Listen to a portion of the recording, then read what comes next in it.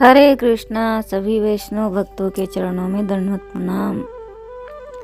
देवदानव संवादे मध्यमाने महोदतो उत्पन्नो अपि तदा कुंभ विद्यतो विष्णुना स्वयं तत्त्वयो सर्वतीर्थानि देवा सर्वे त्वयि स्थिताः त्वयि तिष्ठन्ति भूतानि त्वयि प्राणा प्रतिष्ठिताः शिवा स्वयं तत्त्ववासी विष्णुस्त्वं च प्रजापतिः आदित्य वसो रुद्र विश्वे देवा स पैतृकः त्वयि तिष्ठन्ति सर्वे सपि यथा काम फलप्रदः तत्त्वप्रसादामिमं स्नानं कर्तुमिह जल उद्भव सानिध्यं कुरु मे देव प्रसन्नो भव सर्वदा। हरे कृष्णा। तो सभी वैष्णव भक्तों के चरणों में दंडवत प्रणाम। इस समय महाकुंभ महामहोत्सव चल रहा है, तो इसके उपलक्ष्य में हम आपके लिए लेकर आए हैं कि कुंभ स्नान की विधि एवं दान का महत्व। तो देखते हैं कि इस श्लोक का क्या महत्व है। स्नान करने के बाद संध्या तर्पण आदि से निवृत्त गणपति पूजन पूर्वक कुंभ कलश स्थापन करें। तदनंतर श्रद्धा भक्ति से कुंभ का षोडश उपचार पूर्वक पूजन करें। तत्पश्चात 1, 4, 11, 21 अथवा यथाशक्ति स्वर्ण रजत ताम्र या पीतल के कलशों में घृत भरकर सुपात्र योग्य विद्वानों को घृत कुंभ दान करें। कुंभ पर्व के समय यथाविधि घृतपूर्ण कुंभ कलश का पूजन कर उसे वस्त्रालंकार आभूषण तथा स्वर्ण खंड सहित सदाचारी विद्वान को देने से सैकड़ों गोदान करने का फल मिलता है तथा मनुष्य के पितरों की आत्मा संतुष्ट होती है। इसी प्रकार प्रत्येक कुंभ पर्व तीर्थ स्थानों में अनेक विधि अन्न द्रव्य आदि के दान करने से करोड़ों तीर्थों में जाने का फल, सैकड़ों अश्वमेध यज्ञ करने का फल प्राप्त होता है। प्रातः काल उठकर सर्वप्रथम देव स्मरण करना चाहिए। उसके पश्चात शौच आदि क्रियाओं से निवृत्त होकर कुंभ पर्व महत्व सूचक श्लोकों का स्मरण करें। तदनंतर यथा समय कुंभ स्नानार्थ गंगा आदि पवित्र नदी में जाकर अपने दोनों हाथों द्वारा दक्षांगुल पर अंगुष्ठे छित्त्वा हस्तद्वयेन च सावकाशं मुष्टिकां च कुर्यात् सा कुंभ मुद्रिकः। कुंभ मुद्रा कलश मुद्रा दिखलाकर और उसमें अमृत की भावना निम्नलिखित श्लोकों को पढ़ता हुआ स्नान करे।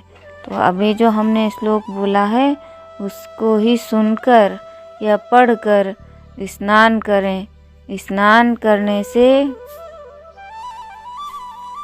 सभी पापों का नाश होता है। इस दौरान संगम में स्नान दान का विशेष महत्व होता है। धार्मिक मान्यताओं के अनुसार संगम में डुबकी लगाने से विशेष फलों की प्राप्ति होती है और भी मनोकामनाएं पूरी होती हैं। इसके अलावा यह भी मान्यता है कि त्रिवेणी संगम में स्नान करने से सारे पाप खत्म हो जाते हैं और आत्मा शुद्ध हो जाती है।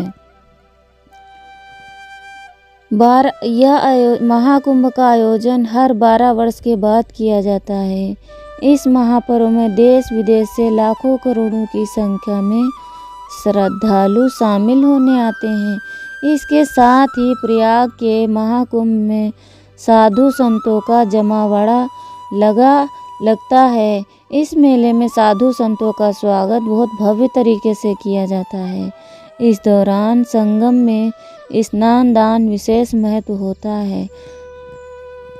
धार्मिक मान्यताओं के अनुसार संगम में डुबकी लगाने से विशेष फलों की प्राप्ति होती है और सभी मनोकामनाएं पूरी होती हैं। इसके अलावा यह भी मान्यता है कि त्रिवेणी संगम में स्नान करने से सारे पाप खत्म हो जाते हैं और आत्मा शुद्ध हो जाती है। वहीं महाकुंभ में विशेष पूजा अर्चन, यज्ञ सहित अन्य धार्मिक अनुष्ठान आयोजित किए जाते हैं। आइए जानते हैं महाकुंभ में पहले स्नान के लिए शुभ मुहूर्त कब से कब तक है। तो अभी पहला स्नान निकल चुका जो शाही स्नान है। अब दूसरा स्नान आएगा जो पूर्णिमा तिथि पर। दान आप किसी भी समय कर सकते हैं।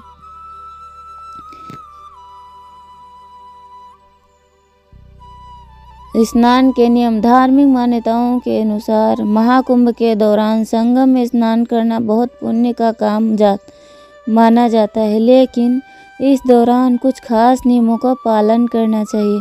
मान्यता है कि इन नियमों का पालन करने से सारी मनोकामना पूरी होती हैं। संगम में स्नान के दौरान भक्त साबुन या शैम्पू का इस्तेमाल ना करें, क्योंकि माना जाता है कि ऐसे करने से पवित्र जल अशुद्ध होता है। इसके साथ ही श्रद्धा और मन की शुद्धता के साथ स्नान करें।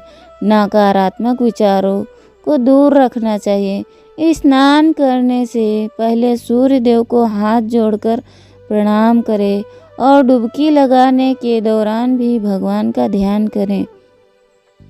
महाकुंभ पर 140 साल बनेगा ये शुभ संयोग। इस बार का महाकुंभ बहुत खास है, क्योंकि ज्योतिष की माने 144 साल बाद ऐसा संयोग बना है। समुद्र मंथन के समय सूर्य, चंद्रमा, बृहस्पति जो स्थिति थी वही इस बार बन रही है। साथ ही इस बार रवि योग, भद्रावास योग भी बन रहे हैं। इस योगों में पूजा पाठ करना बहुत शुभ माना जाता है। शाही स्नान की तिथियां। अब 29 जनवरी मौनी अमावस्या, 3 फरवरी बसंत पंचमी, 12 फरवरी माघी पूर्णिमा और 26 फरवरी महाशिवरात्रि। महाकुंभ के दौरान स्नान दान के बाद बड़े हनुमान मंदिर और नाग वासुकी मंदिर के दर्शन करना जरूरी माना जाता है। ऐसा कहा जाता है कि इन मंदिरों के दर्शन के बिना महाकुंभ की यात्रा अधूरी रहती है। तो फिर हमें स्नान करके इनमें दर्शन अवश्य करने चाहिए, क्योंकि भगवान के जो भक्त हैं ना, उनके दर्शन करने मात्र से भगवान के दर्शन साक्षात जाते हैं। क्योंकि भगवान कहते हैं ना कि अहम भक्तो पराधीना। तो भगवान अपने भक्तों के पराधीन हैं। भगवान अपने भक्त के अलावा कुछ नहीं जानते हैं और भक्त अपने भगवान के अलावा कुछ नहीं जानते हैं। इसीलिए भक्तों का कभी तिरस्कार नहीं करना चाहिए, कभी अपराध अपने सर नहीं लेना चाहिए। वैष्णव का सम्मान करना चाहिए और वैष्णव की सेवा करनी चाहिए। कम से कम अपने घर पे उनको एक बार ज़रूर बुलाना चाहिए, उनको अपने घर में भोजन कराना चाहिए, क्योंकि वैष्णव जन जो घर में आते हैं पुण्य फल अपना दे के जाते हैं और आपके घर से पाप खा के जाते हैं।